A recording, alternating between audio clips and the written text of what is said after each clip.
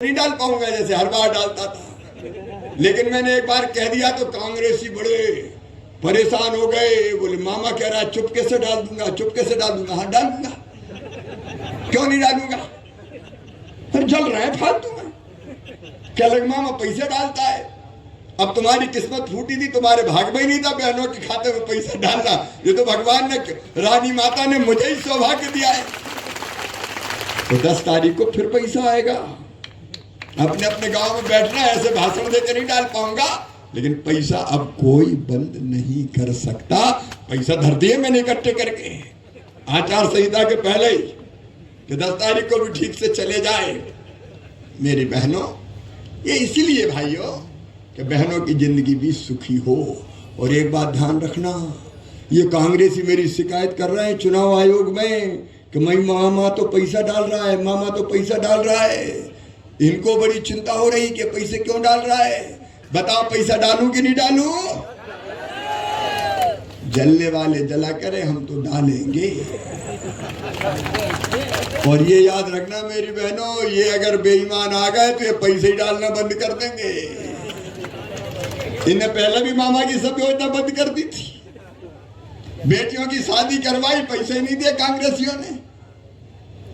प्रधानमंत्री आवास के मकान लौटा दिए इनने। बच्चों को साइकिल देते थे, उसके पैसे नहीं दिए इनने। कांग्रेस ने तो संबल योजना भी बंद कर दी थी। कंप्यूटर लैपटॉप बच्चों को 12वीं में अच्छे नंबर लाते थे, हम देते थे, कांग्रेसियों ने बंद कर दी।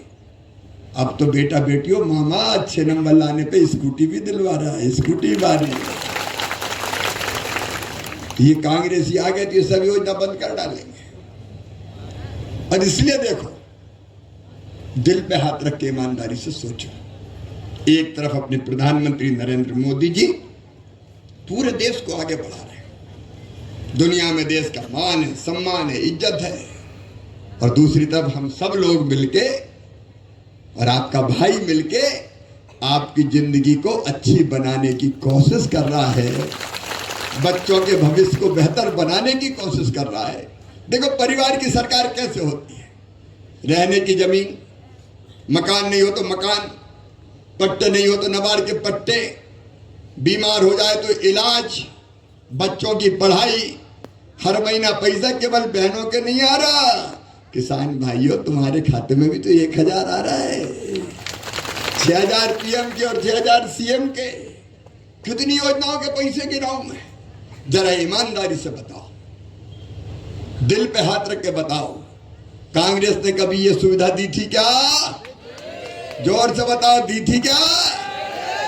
उनको तो केवल वोट चाहिए और सत्ता। लेकिन हम सत्ता नहीं, हम तो सेवा के लिए आए हैं। आपकी सेवा मेरे लिए रानी माता की पूजा है, भगवान की पूजा है। तो मेरी बहनों और भाइयों, बहुत लंबी बात की यहाँ जरूरत नहीं है। नागर जी, गुमान सिंह जी और पूरी टीम बैठी, मैं आपको वचन देता हूं अध्यक्ष जी, देखो मैं ऐसा मुख्यमंत्री हूं जो रोता नहीं है कि मेरे पास पैसे ही नहीं है। कांग्रेस के मुख्यमंत्री आए थे कमलनाथ, तो वो तो रोते ही रहते थे, मैं क्या करूं, मेरे पास पैसे ही नहीं है, मेरे पास पैसे ही नहीं है, मेरे पास पैसे ही नहीं है। मैं कहता हूं रानी माता की कृपा से मेरे पास पैसे की कमी नहीं है अपनी जनता के लिए। अब वो रोते थे कि है ही नहीं, लेकिन माता रानी आपकी कृपा है और हम दिल से अपनी जनता के लिए करते हैं, इसलिए पैसे की व्यवस्था होती चली जाती है। और व्यवस्था करके और नागर औद्योगिक क्षेत्र बनेगा भाई, उद्योग यहां आएंगे, केवल गुजरात में नहीं रहेंगे।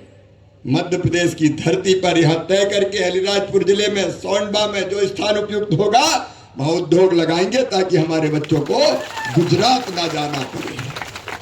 शासकीय सेवा में नौकरियों में भर्ती चालू, वो भी करेंगे।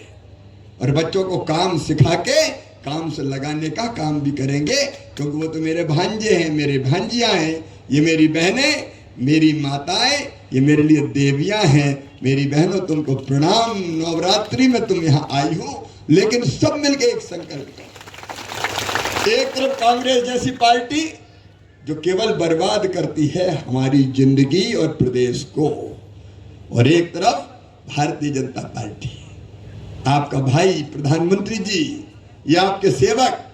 मेरे बहनों और भाइयों, ये सेवा करने की ताकत हमको कहां से मिलती है? आपके एक वोट से हमको ये ताकत मिलती है, आपके वोट से। तो आप बताओ